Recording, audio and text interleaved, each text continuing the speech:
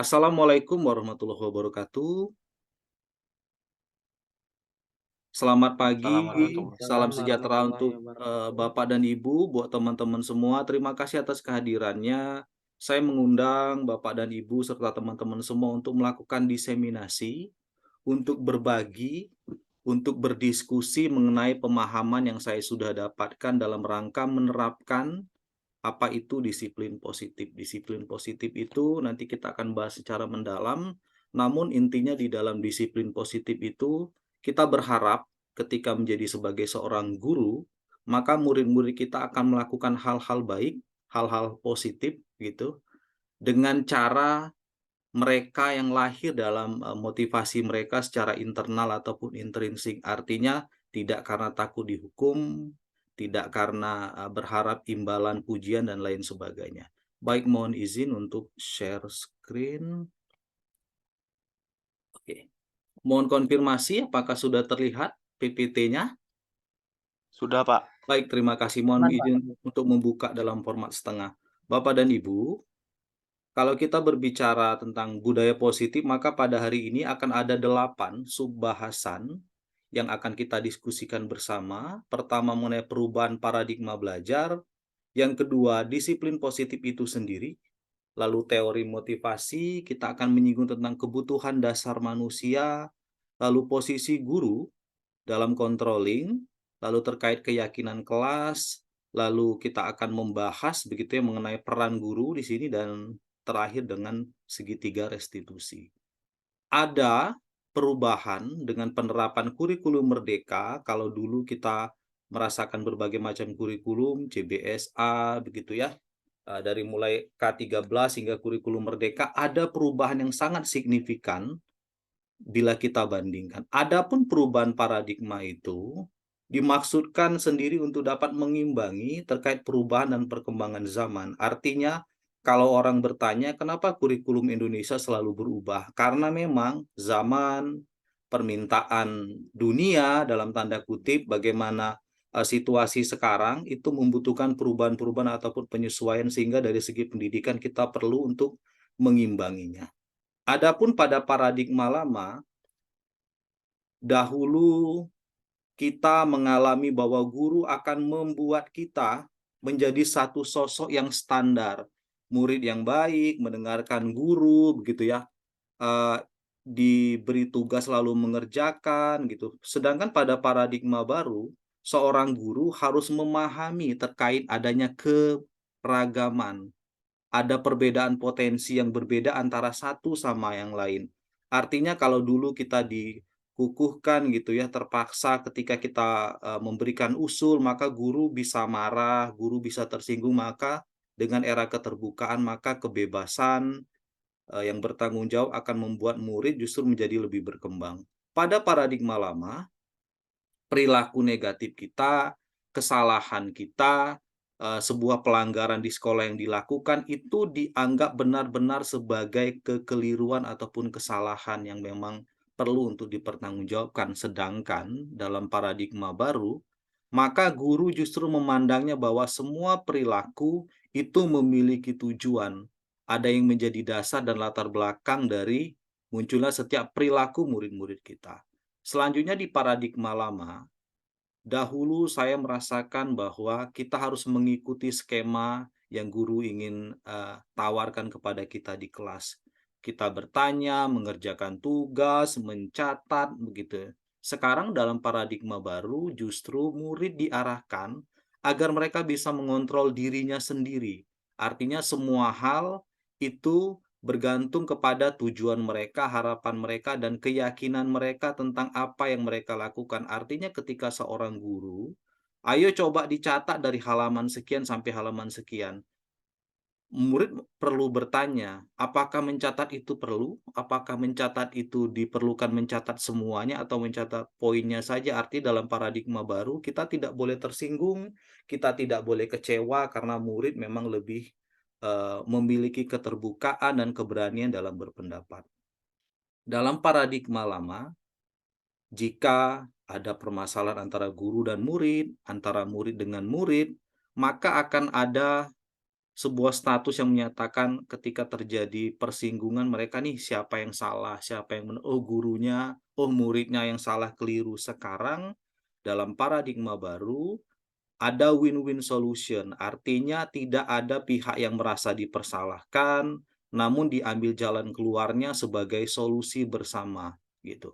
Dan pada paradigma lama, ada kebutuhan yang sama. Kalau dulu saya merasakan bahwa ketika disuruh membuat tugas, maka tugas itulah yang perlu saya, kerjakan. Membuat, misalnya berbicara dulu soal tentang ekonomi begitu ya, atau soal tentang biologi gitu. Gurunya memberikan tugas misalnya tentang kata gitu, atau tentang, eee, pertumbuhan ekonomi disuruh membuat clipping, artinya hanya satu saja. Guru menganggap bahwa kebutuhan murid itu sama dan perlu mengerjakan hal itu, padahal mereka memiliki kebutuhan yang berbeda. Mungkin mereka bisa memvariasikannya, yang penting dari topik dan tujuannya bisa mengena. Dan juga kita kadang mengatakan bahwa ketika murid yang satu, oh mereka harus bisa berbicara gitu di depan umum.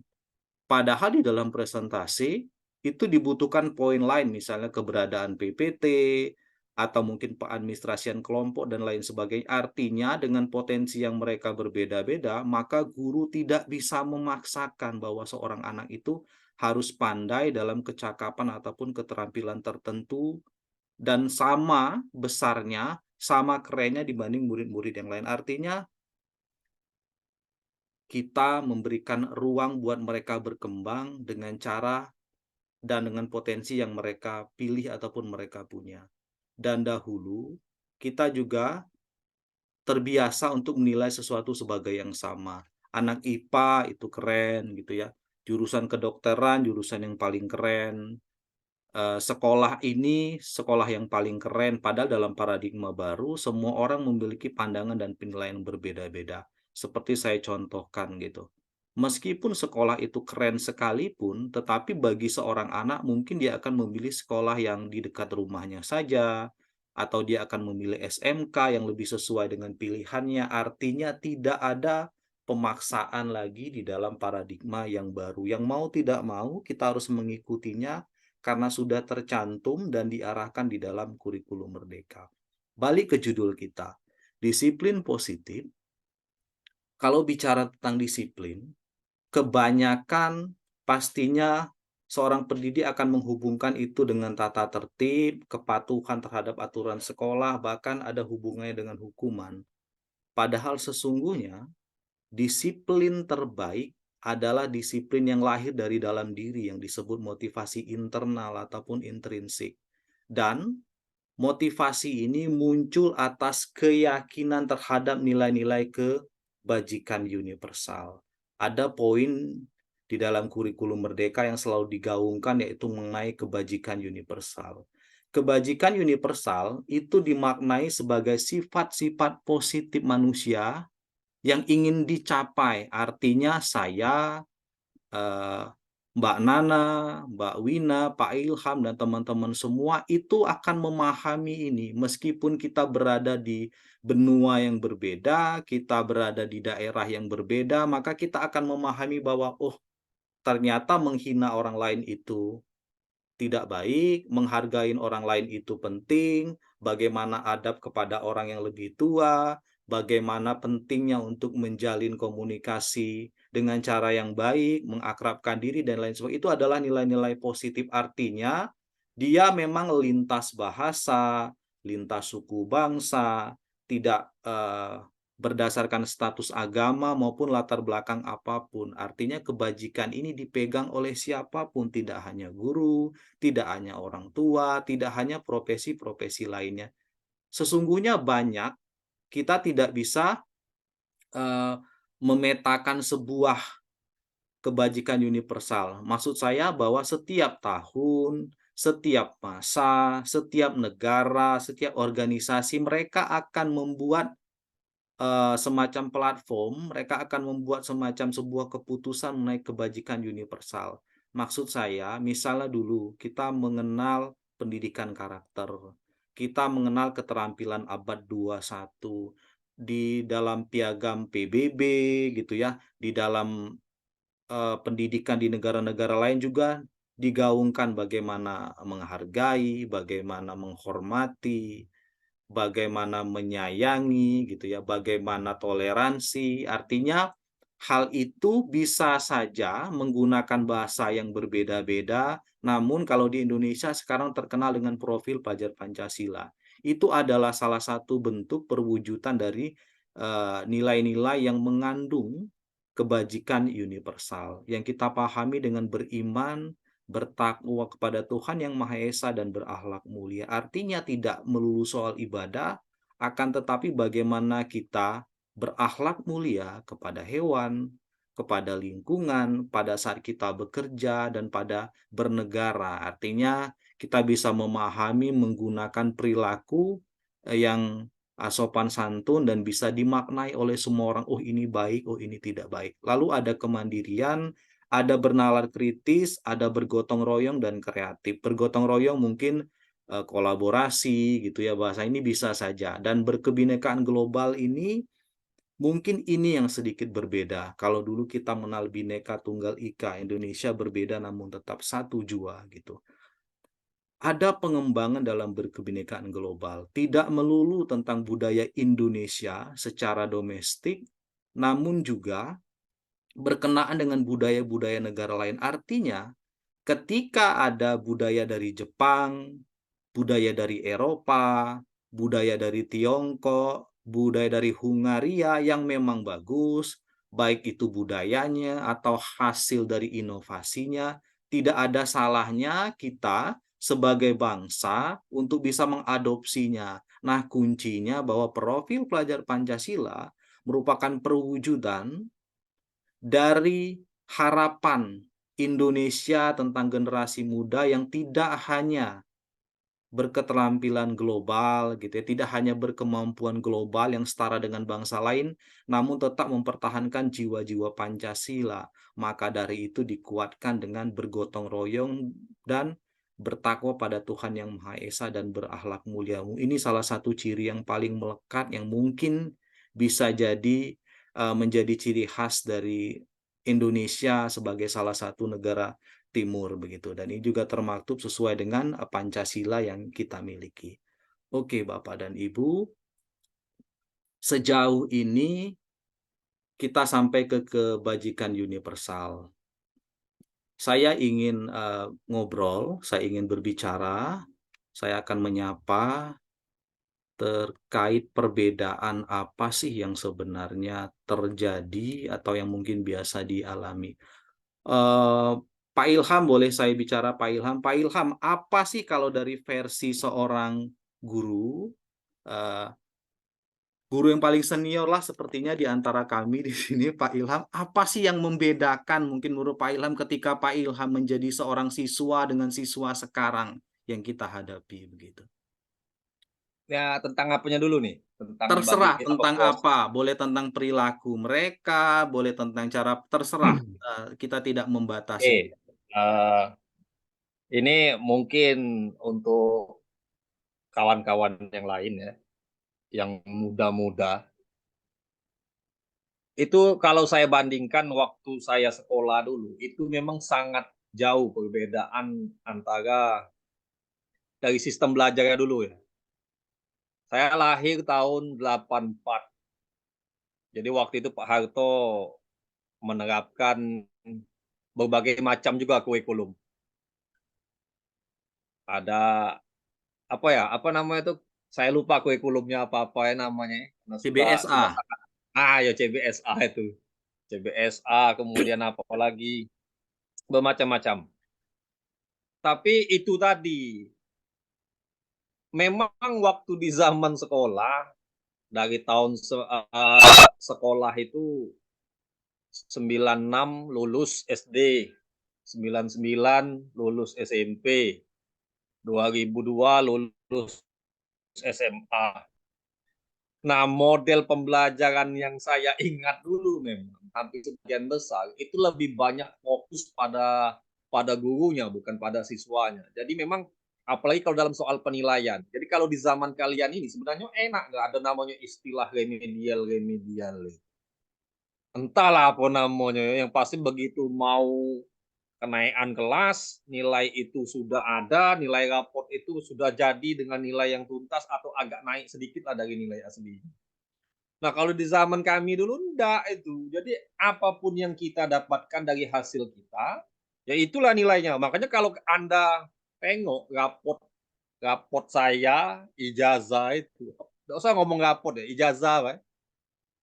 Ijazah itu saya punya nilai 2, 3, paling tinggi itu 6. Jadi 2, 3, 4, 5, 6. Itu nilai ijazah, ijazah SMA. Nah, saya enggak tahu kalau kalian mendapatkan model yang seperti itu ya. Nah, kemudian kalau guru saja, saya ingat betul waktu SMA dulu, kelas 1, kelas 2, itu hampir setiap hari di kelas saya itu, guru itu paling hanya masuk itu kalau dalam di zaman saya dulu itu kami 8 jam belajar. 8 jam pembelajaran dari jam jam 7 pagi sampai jam setengah 1 atau jam 1. 8 jam cuman. 8 jam itu guru masuk itu biasanya setiap hari. Kalau enggak 2 2 mapel, jadi kan sehari itu 4 mapel nih. Jadi 2 mapel, 1 mapel atau 2 mapel. Sisanya itu kosong. Nah, kalaupun ada gurunya, nyatat panjang. Tapi itu tadi, saya enggak tahu ya, mungkin karena dulu itu model kami itu sering catat. Berarti mungkin ada, saya bicara mungkin ya. Jadi ada 2 yang kami dapatkan dengan mencatat itu. Membaca dan menulis. Kita kan kalau membaca kan tuh ingat tuh, baca kita tulis, baca lagi kita tulis, baca lagi kita tulis. Nah, saya juga enggak tahu, tapi alhamdulillah menurut saya sistem dulu itu walaupun sistem dulu itu agak agak apa ya, agak kayak guru itu ngasih kebebasan lah. Nah, itu waktu itu memang benar-benar merdeka kan. Jadi sebelum merdeka belajar sekarang itu, di zaman itu memang sudah merdeka kami. Merdeka gurunya enggak masuk, merdeka gurunya itu ngajar cuman ngasih catatan kebanyakan. Penjelasannya itu memang ada juga, tapi enggak terlalu banyak. Kalau kita komparasi antara mencatat dengan mengajar itu, ya enggak balance sebenarnya. Tapi alhamdulillah jadi juga, jadi guru juga. Nah, jadi ada budaya positifnya juga dulu. Tapi saya enggak tahu ya, itu yang saya rasakan. Tapi saya juga enggak tahu kalau kawan-kawan yang lain. Nah, begitu masuk ke zaman ini, memang itu sudah banyak pergeserannya itu. Kami kalau dulu salah, itu memang main tangan gurunya. Sekarang enggak boleh main tangan. Nah, itu pula yang jadi masalah. Dulu kalau kami dimain tangan di rumah itu dapat tangan lagi dari orang tua. Sini kita makan, orang tuanya itu menuntut kita, itu pula terjadi pergeseran nilai. Jadi saya juga bingung nah, tapi itu tadi ambil saja nilai positifnya. Saya juga tidak apa ya, tidak menjudge bahwasanya yang sekarang ini tidak lebih bagus dibandingkan. Tapi benar kata Pak Andika tadi, kita itu sepertinya melihat zaman. Jadi memang begitu ada perubahan zaman, maka polanya itu akan berubah juga. Nah, itu aja Pak. Baik. Mungkin ya dari saya. Baik, terima kasih Pak Ilham. Iya, saya nanti akan menyapa teman-teman semua karena memang dalam konteks hari ini kita akan mengeluarkan peran kita sebagai seorang guru semua. Mbak Wina sebagai guru, Mbak Nana, Mas Ilman begitu ya. Bukan Mas Ilham ya, nih Mas Ilman dan Mbak Muti begitu. Kita akan melokalisir peran-peran kita sebagai seorang guru. Memang ada perbedaan yang signifikan gitu.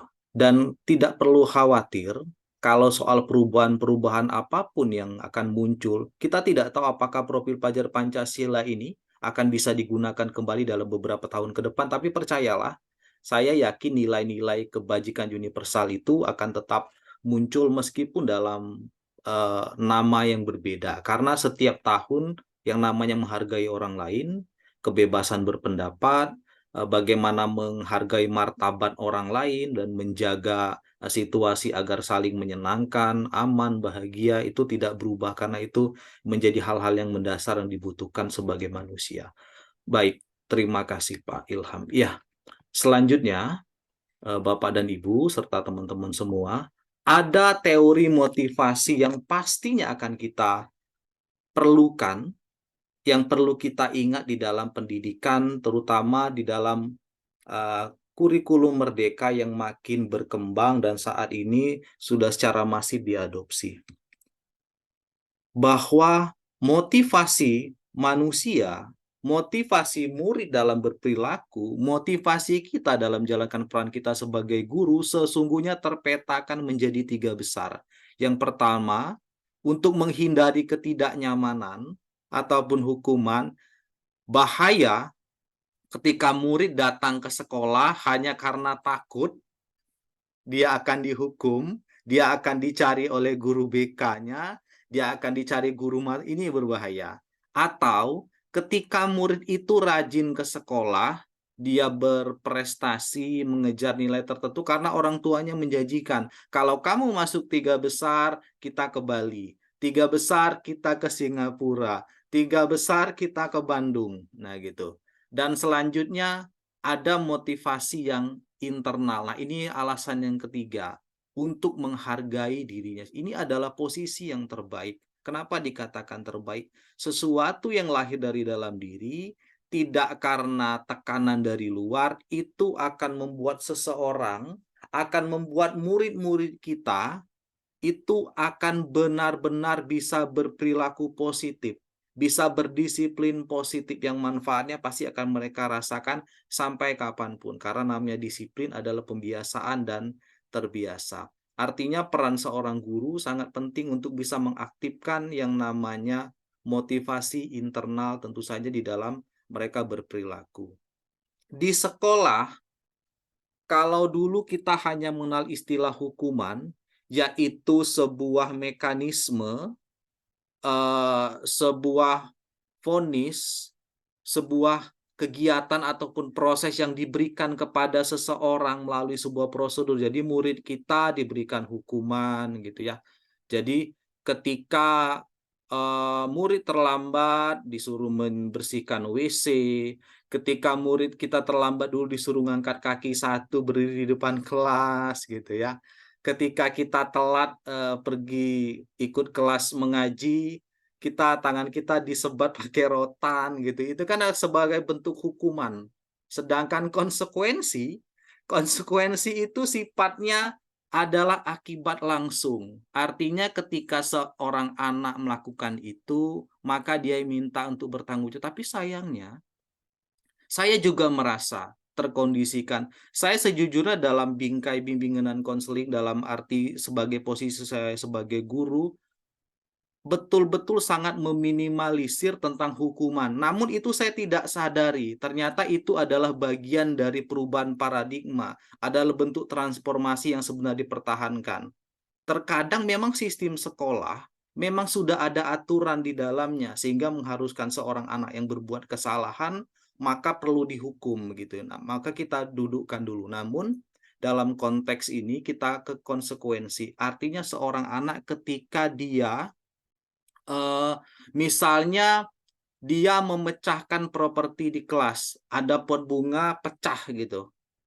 Ketika dia disuruh lari, disuruh nyikat WC, itu namanya hukuman. Tetapi kalau dia diminta mengganti atau membuat dari bahan bekas untuk bisa menggantikan, artinya itu dinamakan konsekuensi. Artinya ada perlu perbedaan. Maka dalam kondisi sekarang kita sebagai guru diarahkan untuk paling tidak melakukan konsekuensi bukan hukuman. Saya yakin di sekolah, lah nanti kan di sekolah ada hukuman. Nah, itu adalah hal yang berbeda. Artinya ada mungkin bagian kesiswaan sekolah yang tepat. Sehingga kita sebagai guru atau bisa menyerahkan kepada bidang bimbingan konseling. Artinya Bapak dan Ibu bukan lepas tangan, namun tidak memberikan hukuman, namun lebih menguatkan kepada konsekuensi. Itu contohnya. Oke, saya ingin meminta respon Bapak dan Ibu serta teman-teman semua. Kalau anak mencatat 100 kali dalam buku, saya tidak akan terlambat lagi ke sekolah. Ini masuk konsekuensi atau hukuman?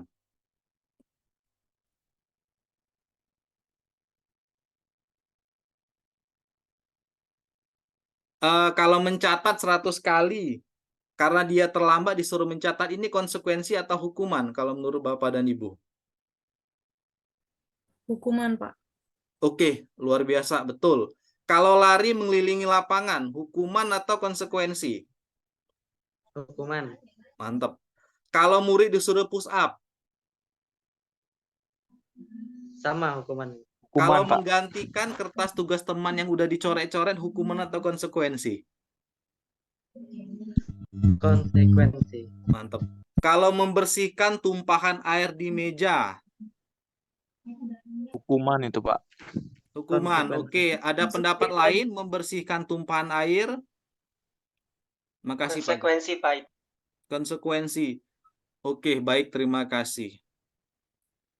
Konsekuensi ya. Kalau murid disuruh tidak menggunakan sepatu itu, akhirnya mereka disuruh apa ya? Apa ya istilah kita tuh, telanjang kaki tuh, nyeker ya, kaki ayam kalau orang Jambi bilang. Itu masuk hukuman atau konsekuensi? Hukuman itu. Iya, itu hukuman ya gitu. Baik, artinya memang ada hal-hal yang kita harus tahu bahwa hukuman itu sebenarnya tidak pas lagi gitu. Saya yakin ini sebagian kita akan masa ekstrim. Alangkah berbedanya. Saya yakin perbedaan inilah yang akan membuat kita, karena memang dalam penelitian yang sudah dilakukan, ternyata hukuman itu justru membuat dendam, tidak merubah perilaku murid menjadi lebih baik, namun justru yang terjadi, mereka akan punya kesempatan mengulanginya. Karena yang diterima hukuman, akibatnya, saya kan udah membalas, sementara dengan konsekuensi, ada hal yang memang masih positif di dalamnya. Artinya dia mempertanggungjawabkan sehingga masalahnya selesai, bukan pada amarah guru yang meluap-luap sehingga justru mempermalukan muridnya. Nah, kalau bicara tentang penghargaan, kalau bicara tentang pujian, kalau kita bicara tentang iming-iming atau janji, ternyata pemberian hadiah, menjanjikan hadiah kepada murid-murid kita, oke, kalau nanti kamu bisa menang lomba, maka nilaimu saya jamin 9 di rapor, misalnya ya begitu. Hal itu ternyata memberikan dampak yang sangat buruk gitu. Karena penghargaan terbukti tidak efektif, hanya sebatas membuat seorang murid untuk bisa mengejar apa yang ingin dia capai saja. Namun itu tidak tumbuh, maka yang akan muncul di kemudian hari adalah si orang tersebut melakukan sesuatu, dia menganggap itu tidak penting untuk dia. Ketika tidak ada yang ingin dia capai, maka dia akan melupakan hal tersebut. Penghargaan juga, pujian juga terbukti merusak hubungan. Artinya hubungan kita sebagai guru dan murid, sebagai seorang pendidik itu semacam ada deal. Jadi seperti bisnis kita katakan, artinya ada yang ingin mereka dapatkan, maka mereka mempertahankan hubungan yang baik. Lalu bisa mengurangi ketepatan, bisa menurunkan kualitas pendidikan itu sendiri, bahkan bisa mematikan kreativitas karena adanya standar yang perlu diikuti, sementara bisa jadi si murid sebenarnya memiliki kemampuan dan potensi di bidang lain, namun yang dijanjikan cuma pada rumpun-rumpun lomba tertentu, prestasi tertentu, sehingga mereka mentok. Selanjutnya, penghargaan ini kadang-kadang bisa dikatakan sebagai menghukum. Menghukum di sini dimaksud bahwa dengan memberikan janji-janji, kita sebenarnya mengkondisikan seorang murid itu dalam keterpaksaan yang akan menyusahkan dirinya sendiri. Lalu mengurangi motivasi intrinsik, ini sudah pasti begitu. Dalam tataran ini, ketika kita sebagai guru telah menyiapkan sebuah hadiah, telah menyiapkan sebuah penghargaan, akan mengapresiasi mereka dengan ucapan selamat, itu masih dibilang positif dalam konteks ini.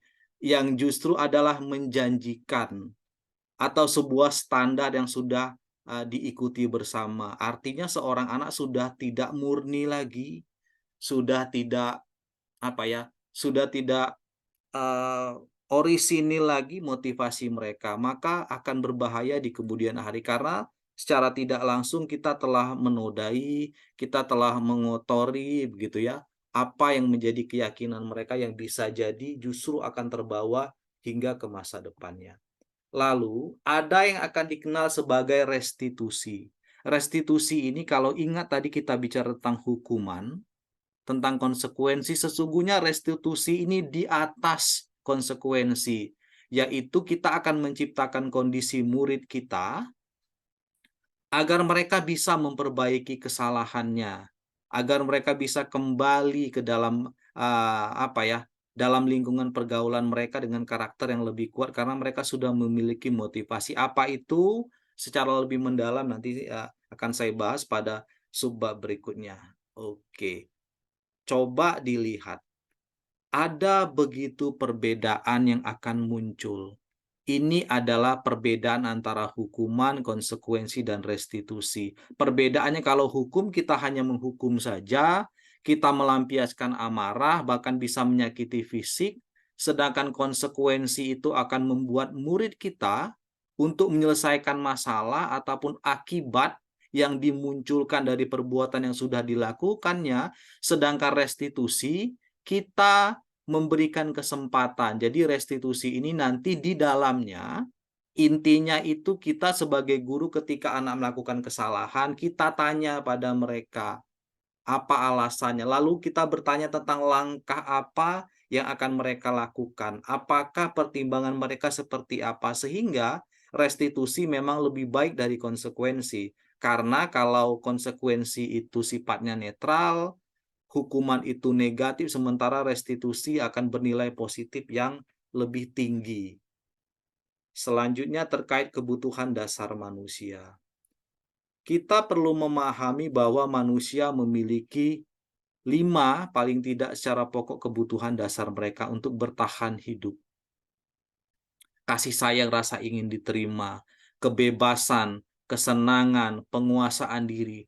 Seorang anak yang tinggal di sekolah berasrama, sementara kantin itu jam bukanya tersetting sedemikian rupa, makannya mungkin sudah terjatah dalam kondisi tertentu, lalu mungkin dia jenuh dengan sebuah makanan, lalu si anak itu bolos. Kita akan fokus kepada bolosnya saja. Sementara kalau kita pikir ternyata bisa jadi poinnya makanan. Atau dia bolos karena tidak nyaman berada di sekolah, termasuk sekolah umum. Ketika anak bolos, nanti kan Mas Ilman jadi guru. Nanti ketika muridnya gitu ya, Mas Ilman sebagai guru, muridnya bolos. Bisa jadi dia sakit perut gitu. Kita tidak tahu, kita tidak bisa menghukum itu. Bisa jadi memang temannya ngebully sehingga dia harus pergi dari sekolah itu untuk pulang ke rumah. Bisa jadi memang kelaparan karena dia tidak membawa uang jajan dan lain sebagainya. Selain itu, posisi kasih sayang dan rasa diterima. Nanti kita ketika bertemu dengan seorang anak begitu ya, dia merokok, seorang anak mencoba menggunakan narkoba jenis tertentu, seorang anak melakukan bullying kepada temannya, seorang anak mengeluarkan bajunya keluar, maksud saya dia tidak menggunakan baju dengan rapi. Jangan-jangan ada perasaan ingin diterimanya yang muncul. Seorang anak itu ingin gaul, ingin diterima oleh lingkungannya, karena dalam pergaulan dia, kenakalan bisa jadi menjadi simbol sebagai jati diri, sehingga kita melakukan hal itu. Seperti sekolah dulu. Terkadang, ini cerita gitu ya, cerita bahwa dalam pergaulan, saya sama sekali tidak menggunakan narkoba, namun ternyata teman-teman sekeliling menggunakan narkoba. Artinya ketika mereka menggunakan itu jenis cimeng atau ganja, saya berada di situ. Meskipun saya tidak menghisap. Karena kenapa? Padahal kalau dipikir-pikir, asap itu kan juga tetap masuk ke dalam pernapasan saya. Tapi saya melakukan itu tidak berpikir tentang dampak positif dan negatifnya terhadap diri saya. Namun saya hanya berpikir bahwa, oh ini teman-teman saya, nanti saya dijauhi dengan tidak mengikuti yang dilakukan kelompok saja saya sudah terbebani, apalagi kalau dijauhi mereka. Artinya, kondisi ini pun akan dialami oleh murid-murid kita. Kita perlu memahami, kita perlu melokalisir, termasuk kebebasan, bagaimana mereka punya hak untuk memilih tugas yang apa yang akan mereka lakukan. Lalu mereka juga ingin bahagia, mungkin bosan belajar tuh karena apa? Karena tidak bahagia. bagaimana mereka tidak respon atau membuat berisik di kelas karena memang kita, kan tidak semua orang seperti Pak Ilham mungkin yang kalau mengajar bisa membuat tawa gitu. Karena ada orang seperti saya gitu, sesungguhnya membuat suasana kelas menjadi tawa itu PR berat buat saya gitu.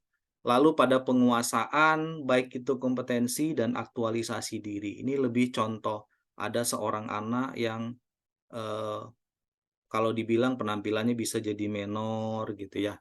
Atau yang saya katakan tadi dia berpakaian dengan tidak sebagaimana mestinya di sekolah dengan perhiasan ataupun pernak-pernik. Artinya seorang anak itu ingin mengaktualisasi dirinya, ingin menampilkan apa yang menjadi, dia ingin dilihat gitu ya. Ingin diperhatikan. Oke, itu adalah kebutuhan dasar dari manusia. Selanjutnya kita akan masuk pada yang keenam, itu ada posisi guru. Nah, ini yang menarik ini. Saya pun ketika mendapat materi tentang posisi guru ini, saya lagi langsung bercermin, langsung merefleksi diri saya. Saya itu masuk ke bagian yang mana? Ternyata seorang guru ada guru penghukum namanya. Guru penghukum itu dia bilang, ya udah patuhi aja peraturan saya. Jadi guru penghukum ini ditandai dengan guru yang selalu membuat muridnya berdisiplin dengan cara membicarakan tentang hukuman apa yang akan mereka dapatkan jika mereka tidak mengikuti itu. Ketika murid berbuat salah, maka murid akan diberikan kata-kata yang pasti akan sangat menyakitkan begitu. Itu adalah posisi penghukum seorang guru. Lalu kedua, guru juga bisa menjadi pembuat merasa bersalah. Gurunya bakal bicara, saya kecewa kamu melakukan ini. Saya kecewa. Oh, sudah berapa kali saya beritahu kamu gitu. Ngapain kamu bolos? Kan itu akan melanggar peraturan sekolah, kamu dihukum gitu. Lalu yang ketiga sebagai teman, ayo kerjakan demi, ya udah kalau murid nggak bisa melakukan, kita suka bilang bahwa ya udah nggak apa-apa, nanti itu gampang lah, nah itu bisa saya bantu. Artinya kita meletakkan posisi guru itu kita sebagai teman atau kita pemantau gitu. Kita selalu, kalau penghukum tadi lebih berat kepada kita lebih ke menghukum ya, lebih ke marah, lebih ke emosi. Jadi kata-kata yang kita gunakan sebenarnya untuk menyakiti murid. Sedangkan pada pemantau, kita semacam selalu menyindir mereka gitu ya. Selalu mengingatkan dan mengkaitkan tentang peraturan sekolah sehingga membuat mereka kadang merasa jenuh, bosan, bahkan kecewa karena mengingatkan berulang-ulang sementara mereka tidak melakukannya. Lalu yang kelima, ini adalah posisi yang sebenarnya paling baik. Jadi posisi manajer, ketika murid melakukan kesalahan, maka murid itu diberikan kesempatan untuk menganalisa masalahnya, begitu ya. Lalu sudah berkemungkinan bahwa apa yang akan kamu lakukan ke depannya? Apa yang ingin kamu kerjakan dalam rangka memperbaiki kesalahan yang kamu lakukan? Artinya ada diskusi di dalamnya, ada inisiatif, ada part inisiasi yang kita berikan kepada murid-murid. Ini adalah contoh kalimat-kalimatnya. Seorang pembuat merasa bersalah pasti suka bilang, saya kecewa dengan kamu. Seorang penghukum akan suka mengucapkan, kamu tidak pernah benar melakukannya. Artinya ada vonis di dalamnya. Ayo lakukan demi saya tuh sebagai teman. Oke, kamu akan mendapatkan stiker bintang hari ini. Ini kan sebentuk penghargaan yang saya katakan tadi bisa menjadi sebuah hukuman. Lalu manajer, nah kalau manajer kalimatnya bijak, kamu pasti bisa menyelesaikan ini. Kamu pasti bisa keluar dari masalah ini. Kamu pasti bisa mendapatkan solusi yang terbaik. Lalu penghukum perlu diingatkan, kamu selalu paling terakhir. Kamu memang paling nakal. Kamu suka buat masalah. Artinya hal ini tergantung kepada posisi kita. Kita di posisi yang mana. Kita tidak sempurna. Saya yakin ada posisi-posisi yang dominan. Saya sejujurnya, kalau saya bercermin dan refleksi diri, saya mungkin sering menjadi seorang guru yang pembuat merasa bersalah. Gitu. Meskipun saya juga mengimbanginya dengan manajer. Ternyata saya harus membuang. Saya tadinya mengira bahwa dengan pembuat merasa bersalah ini situasi akan lebih baik. Ternyata ini adalah bentuk dari reaksi negatif. Oke, Bapak dan Ibu, mohon dibantu, kira-kira apakah sama seperti saya ataukah berbeda? Bapak dan Ibu selama ini lebih sering bersikap seperti apa? Mungkin boleh bercerita kira-kira sebagai apa? Apakah penghukum, pembuat merasa bersalah, teman, pemantau, ataupun manajer? Mungkin boleh urun pendapat.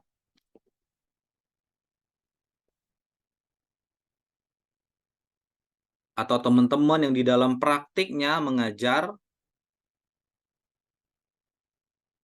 Kalau Pak Indra yang mana Pak Indra? Kalau saya boleh tahu Pak Indra. Pak Indra paling sering yang mana?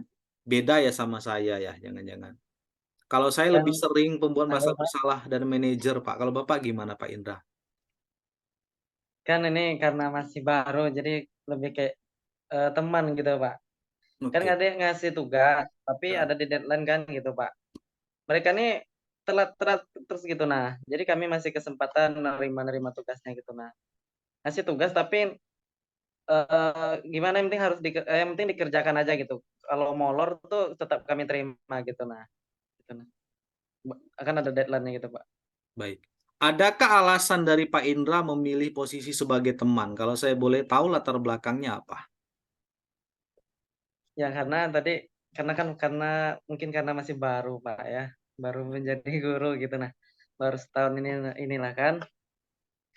Jadi kalau nak jadi penghukum kan, kalau untuk ini kan secara fisik kan tidak terlalu berbeda kami gitu nah.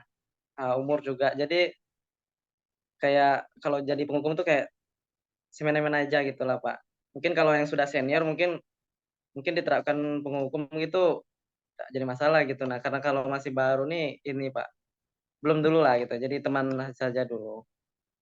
Baik, terima kasih Pak Indra atas ceritanya begitu. Yang lain mungkin ada yang punya pendapat, Saya punya pengalamannya pendapat. seperti apa? Bagaimana Pak?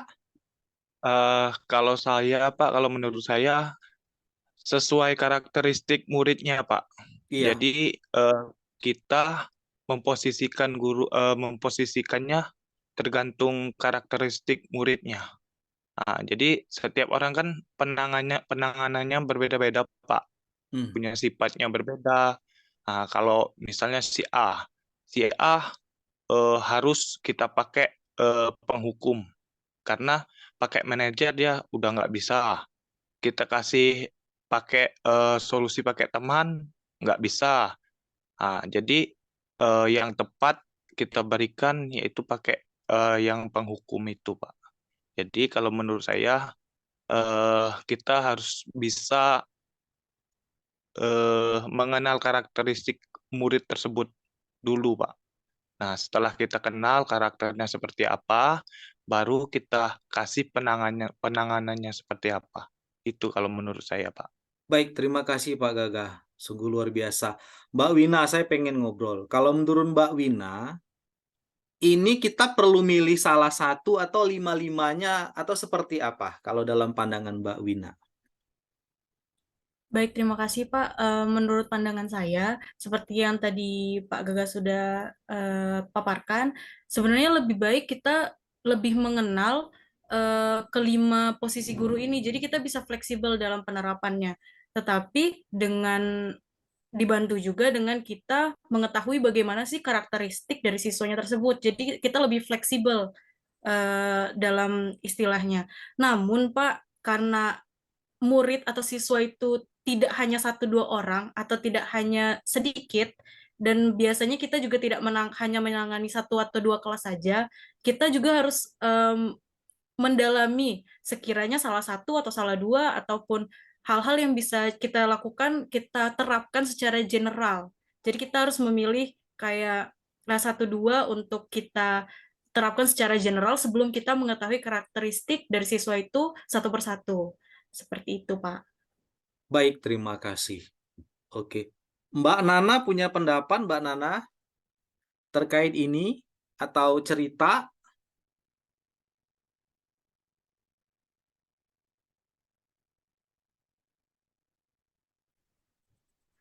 Kalau pendapat mungkin tidak jauh dari pendapat Wina, karena di dalam penerapan ilmu bimbingan dan konseling, kita harus mengetahui dulu karakteristik atau kepribadian dari setiap murid, setiap individu. Nah, bisa jadi kita bisa menerapkan kelima posisi guru ini tanpa harus menjudge si murid itu. Jadi kita harus tahu karakteristik individu setiap murid, gitu Pak. Nah, Baik, kalau cerita mungkin yang ini, saya pernah ada pengalaman yang di posisi guru pembuat merasa bersalah. Nah, jadi waktu di SMA dulu ada guru MTK. Nah, jadi dia tuh kayak merajuk gitu ya, Pak, istilahnya. Nah, jadi tuh sekelas dibuat merasa bersalah sama si guru ini. Jadi kayak saya kecewa sama kalian. Jadi guru itu langsung lah ke kantor. Jadi kami sekelas itu berdiskusi dulu, ini gimana nih, gimana. Terus jadilah kami membujuk guru itu supaya ngajar kembali. Itu sih Pak. oke, baik. Terima kasih Mbak Nana Selamat. atas sumbang sarannya. Ya. Baik. Ya, berdasarkan hal ini, Bapak dan Ibu serta teman-teman semua, artinya memang 5 posisi guru ini menjadi masukan buat kita. Kita memahami bahwa posisi terbaik adalah posisi manajer. Bisa jadi memang kita akan tetap memberikan hukuman, gitu ya, karena sesuai mungkin apa yang menjadi aturan di sekolah, meskipun itu bukan posisi kita harus melakukan itu atau membuat merasa bersalah, tapi dalam perubahan paradigma pendidikan pastikan bahwa dalam kondisi apapun kita akan berfokus kepada yang sifatnya manajerial, karena manajerial itu akan memberikan kesempatan mereka untuk bisa memperbaiki diri, melahirkan motivasi positif dari dalam diri mereka. Artinya ketika mereka dihukum, bisa jadi kan akan timbul dendam. Maka dalam pergaulan, saya sering menemui teman-teman saya sendiri gitu ya. Kita menghindari guru-guru tertentu setelah kita muridnya, tapi kita tidak mau menyapa gitu ya. Yang terjadi pada teman-teman saya. Ternyata ada dendam yang dia rasakan karena gurunya menghukum gitu. Oh, atau murid akan menjauhi, itu nggak enak itu ibunya kalau ngomong suka nyindir-nyindir di kelas, karena posisi saya sebagai guru BK ya, jadi kadang menerima cerita-cerita hal itu. Nanti sebagai teman, balik lagi ke cerita Pak Indra. Saya sama dengan Pak Indra, awalnya Pak Indra, saya sempat bertahan dalam posisi teman ini kurang lebih setahun ketika di awal saya bertugas. Ternyata saya menyadari, Pak, sekolah tempat saya bertugas tidak cocok diterapkan prinsip berteman. Karena makin ke belakang, memang kita akan bisa mengakrabkan diri, namun saya sudah melihat potensi itu pada saat kegiatan di luar, ternyata marwah kita, artinya memang betul bisa bolehlah seperti Pak Gagah bilang, kita akan switch ke dalam peran apapun tergantung situasi murid dan karakteristiknya seperti apa. Namun sebagai teman ini, lambat laun, sehingga kalau dalam kenaikan kelas nanti mungkin Pak Indra akan bertemu, mungkin Pak Indra akan menemukan siswa yang melakukan sebuah pelanggaran gitu ya. Murid tersebut melakukan hal yang sangat negatif namun dibela oleh guru-guru tertentu karena keseharian mereka sudah menggunakan prinsip teman gitu. Dan pada hal itu makin lama akan membuat bahasa pergaulan anak itu akan menjadi tidak ada sekatnya lagi. Dalam kasus saya, Pak, saya akrab banget dengan seorang murid gitu ya. Kita suka ngobrol. Cuma yang paling mengagetkan saya ketika guru-guru sedang berkumpul, rekan-rekan saya mengajar, dia menghampiri saya, memegang bahu saya, Pak, gitu.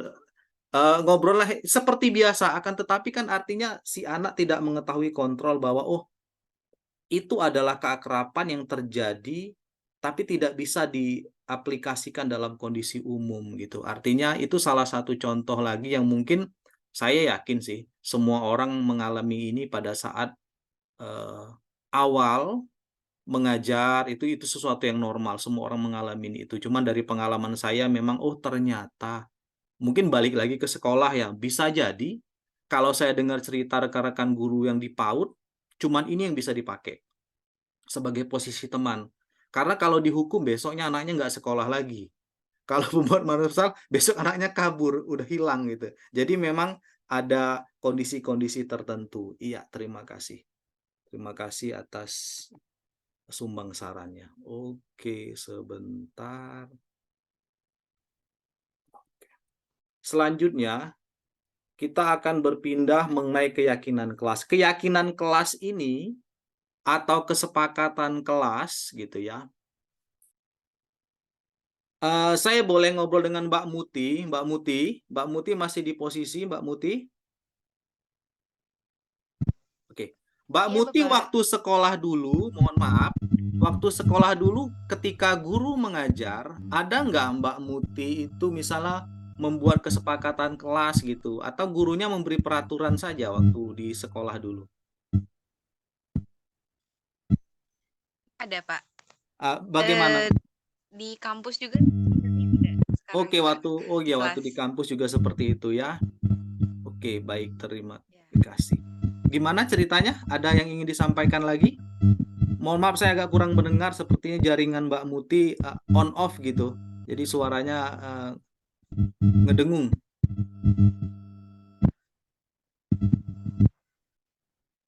Iya, Bapak. Oke, Jelas nggak? baik. Iya, jelas. Iya. Ada cerita Mbak Muti mengenai kesepakatan kelas atau keyakinan kelas yang dibuat gitu? Mungkin bisa dibagikan ke kami?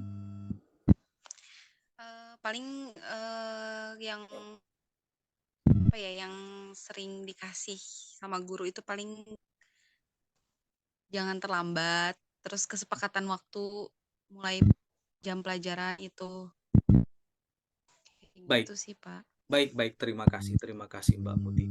Iya, Bapak dan Ibu, ada yang namanya kesepakatan kelas yang saat ini sedang digaungkan di mana-mana gitu. Jadi sebagai seorang guru ketika baru pertama masuk ke sebuah kelas dalam suatu tahun ajaran, maka kita akan diarahkan untuk membuat kesepakatan kelas atau lebih dikenal dengan keyakinan kelas, yaitu untuk membangun budaya positif di kelas ataupun di sekolah tersebut. Jadi, kalau gurunya, "Ayo anak-anak, kamu ketika masuk ke dalam kelas saya minta tepat waktu. Kalau tidak tepat waktu, tidak boleh masuk. Oke, kalau terlambat 5 menit masih boleh masuk, kalau 10 menit udah nggak boleh masuk lagi. Kamu harus menghargai pendapat, kalau saya ngomong kamu dengarkan, kalau kamu ngomong saya dengarkan."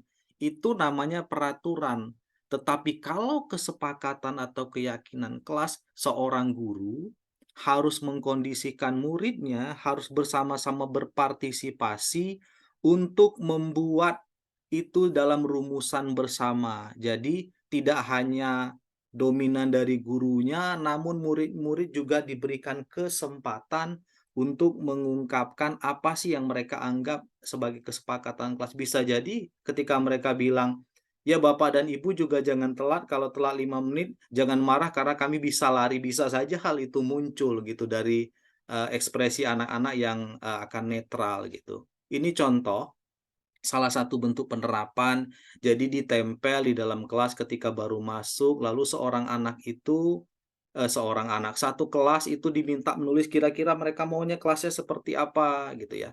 Lalu nanti dipetakan, oh ini tentang kedisiplinan, oh ini tentang pendapat mereka, oh ini tentang, oh boleh makan nggak, oh ternyata kami inginnya boleh makan permen, kami boleh makan coklat misalnya dan lain sebagainya. Oh kami pengen games, kami pengen masuknya lebih awal karena ini, tapi kami berharap hal itu kan nanti akan menjadi diskusi bersama sehingga harapannya ketika kesepakatan kelas ini lahir dari pemikiran bersama, maka murid-murid kita akan menjadi lebih bertanggung jawab. Artinya mereka bisa menerima segala hal yang kemudian hari mungkin akan menjadi konsekuensi buat mereka ataupun bisa kita lanjut ke tindakan restitusi. Misalnya bagaimana tentang berpakaian yang harus rapi, bagaimana membuang sampah pada tempatnya, lalu ketika guru masuk mereka sudah menentukan membersihkan papan tulis, harus memastikan kelas menjadi nyaman, ketika berpendapat saling menghargai dan lain sebagainya. Oke, itu mengenai keyakinan kelas. Ini Bapak dan Ibu ada yang namanya yang terakhir dari materi kita adalah mengenai segitiga restitusi. segitiga restitusi ini adalah sebuah cara, ini tidak ada hubungannya dengan mata pelajaran, tapi kalau saya boleh melihat ini kurang lebih sedikit mengadopsi dari prinsip-prinsip bimbingan dan konseling karena memberikan kesempatan kepada murid ketika menghadapi sebuah masalah untuk mencari solusi yang paling oke. Baik Bapak dan Ibu, saya akan memutarkan video yang mungkin Mbak Muti nanti tolong dibantu kasih jempol jika audionya bisa terdengar dengan baik ya, mohon dibantu. Atau yang lain Bapak Ibu lainnya.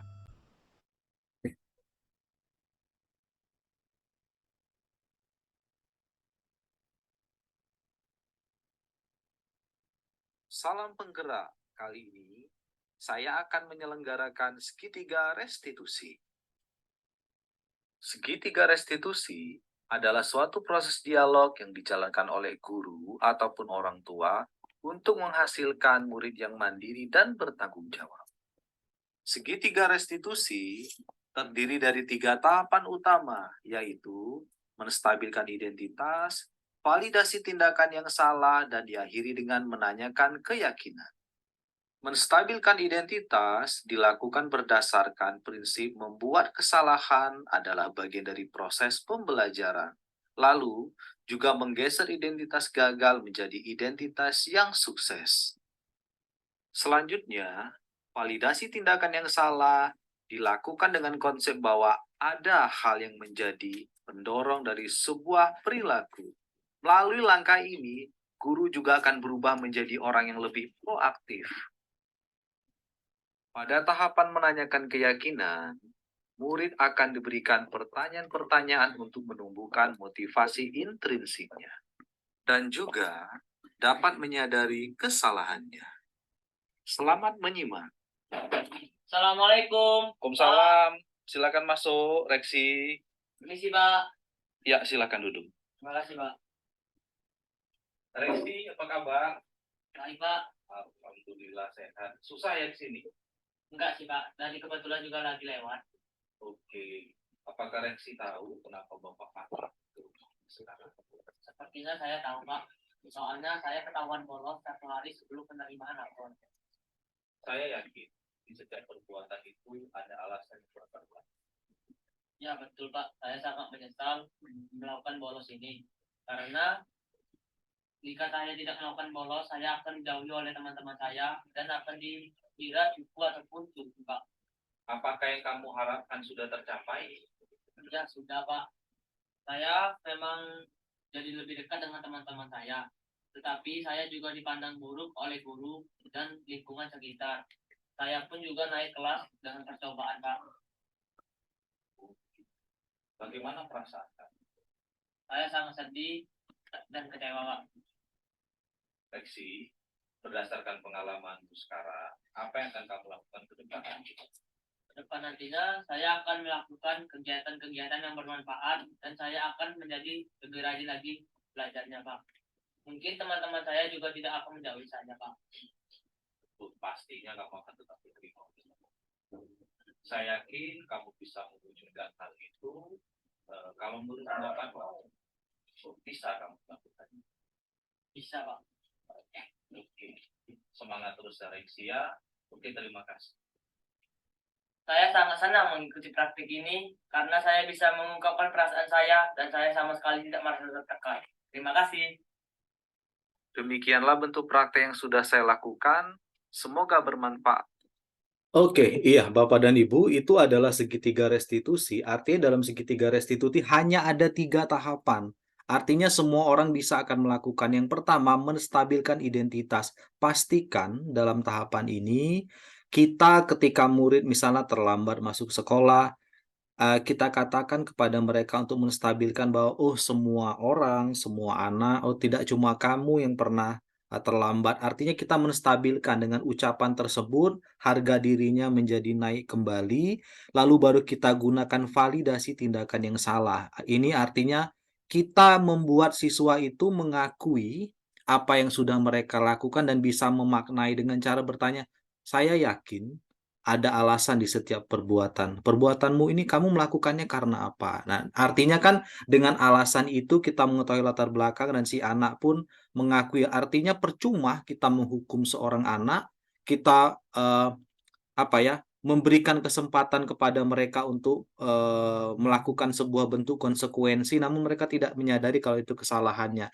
Lalu menanyakan keyakinan ini, ujungnya adalah kepada memberikan kesempatan kepada murid-murid kita agar mereka memiliki semangat dan motivasi untuk merubah diri. Artinya, oke, setelah ini, berdasarkan kejadian ini, berdasarkan pengalaman kamu, apa yang akan kamu lakukan ke depannya? Perubahan apa yang akan kamu lakukan? Artinya itu dinamakan dengan segitiga restitusi, hanya membutuhkan waktu yang tidak panjang gitu ya, hanya beberapa menit saja, namun ini terbukti akan mengikuti kita, akan mengarahkan kita kepada pembelajaran paradigma baru yang akan memberikan nilai baik ataupun bertransformasi dalam pendidikan ke arah yang lebih baik. Ya, Bapak dan Ibu, itulah yang ingin saya sampaikan secara kesimpulan bahwa disiplin positif ini itu ada maknanya, ada hubungannya ketika kita sebagai seorang guru mengetahui motivasi murid kita dan membangkitkan motivasi mereka, lalu bagaimana kita membuat mereka memahamkan tentang nilai-nilai kebajikan universal, lalu kita memahami posisi kontrol, kita mengetahui dasar kebutuhan manusia dan melakukan segitiga restitusi. Dan ini ditopang dengan keyakinan kelas, inilah yang akan dinamakan sebagai disiplin positif. Iya, Bapak dan Ibu, demikian pemaparan saya. Mudah-mudahan bisa memberikan manfaat. Jika ada masukan, jika ada sumbang saran, saya sangat berharap dari Bapak dan Ibu untuk bisa membangun saya ke depannya. Saya hanya ingin berbagi, ini yang baru juga saya dapat begitu, Bapak dan Ibu. Oke. Ada yang ingin didiskusikan, ada yang ingin ditanyakan, ada masukan mungkin dari Bapak dan Ibu, saya persilakan. Teman-teman yang lain silakan. Oke. Mas Ilman, cicing wae nya. Ya, Bapak. Boleh tanggapannya Mas Ilman mungkin terkait materi ini gitu ya, udah meluangkan waktu nih, saya yakin udah lewat ini, teman-teman udah bertahan 1,5 jam, luar biasa. Ada Mas Ilman yang ingin disampaikan, mungkin ada yang didiskusikan? Sepertinya tidak ada, Bapak. Oke, baik, terima kasih. Aman ya Bapak dan Ibu? Baik Bapak dan Ibu. Pak, sedikit Pak. Oh ya, gimana? Silakan Pak Indra. Jadi kan ini cerita lah mungkin Pak ya. Iya. Jadi kan di kelas nih emang kalau dari awal saya ngajar kan dulu kan di SMP terus baru ke SMA kan Pak. Dari awal itu kami membuat peraturan kelas Pak gitu nah, bukan kesepakatan. Nah, di sini ada kayak peraturan saya buat jangan telat melebihi 15 menit gitu. Nah, nanti Bapak tandai kan jadi minus nilai sikapnya gitu kan. Nah, di sini ada konsekuensinya gitu. Nah, kalau telat kan. Nah, di sini anak nih datang di kelas dia malah minta hukuman gitu. Nah, mau Pak kami push up aja lah Pak gitu. Nah, gitu. Nah, itu bagaimana itu tuh Pak? Padahal kami bukan mau memberi hukuman, ngasih konsekuensi saja gitu kan. Yang seperti menghafal undang-undang misalkan atau membuat analisis undang-undang gitu kan tentang satu undang-undang gitu, satu pasal. Nah, ya kan. Tapi anak tuh lebih milih Pak kami push up aja lah Pak 15 atau 20 kali gitu. Nanti orang tuh gitu lah, malah senang malah push up gitu. Kok malah hukuman gitu. Nah, mau malah hukuman gitu. Nah, itu bagaimana itu Pak tanggapan Bapak? Baik, artinya kalau saya bisa melihat secara singkat, yang Pak Indra tawarkan, yang Pak Indra sebut sebagai konsekuensi itu justru mereka rasakan lebih berat mengaplikasikannya ketimbang sekadar push up, karena mereka akan, itu yang pertama. Yang kedua, kemungkinan memang waktunya akan lebih singkat Pak. Jadi ketika mereka push up, hari itu selesai. Sementara kalau harus menghafal, mereka akan mendedikasikan waktu yang lebih panjang, saya yakin. Mungkin memang sebagai gambaran saja, saya pikir memang kesepakatan kelas ini memang artinya Pak, nanti konsekuensi apa yang muncul itu hendaknya juga lahir dari kesepakatan itu sendiri. Dan ketika seorang anak meminta hukuman, maka Pak Indra, saya yakin secara secara otorita Pak Indra memiliki kemampuan untuk mengatakan bahwa tidak, kamu tidak perlu melakukan hukuman, kamu perlu melakukan konsekuensinya saja. Misalnya kalau saya boleh sarankan Pak Indra, ketika seorang anak terlambat, harusnya dia bisa meminta maaf kepada gurunya dan kepada teman-temannya. Artinya di depan kelas dia ngomong, mohon maaf teman-teman, saya terlambat. Bisa jadi kesepakatan itu mengatakan bahwa, oh, kesepakatannya muncul nanti kalau kamu terlambat, kamu harus meminta maaf dan kamu bisa menjelaskan kenapa keterlambatan itu dan apa ke depannya. Kan bisa jadi sebuah kalimat, saya Andika, saya mohon maaf Bapak, saya mohon maaf Ibu, saya mohon maaf teman-teman, saya terlambat karena tadi saya ketiduran gitu. Saya berjanji ke depannya tidak akan lagi. Dengan mengucapkan itu sebenarnya bebannya akan lebih berat ke dalam membangun motivasi mereka. Insya Allah sih akan lebih baik. Demikian Pak Indra kalau menurut pendapat saya. Kalau yang lain mungkin boleh berpendapat terkait yang Pak Indra sampaikan. Ya Pak Ilham, silakan Pak Ilham. Saya beri kesempatan Pak Ilham. Udah raise hand Pak Ilham ya? Atau enggak? Pak Ilham gimana Pak Ilham menyikapi cerita dari Pak Indra? Kalau saya terbalik, Pak. Justru saya yang sering kadang telat.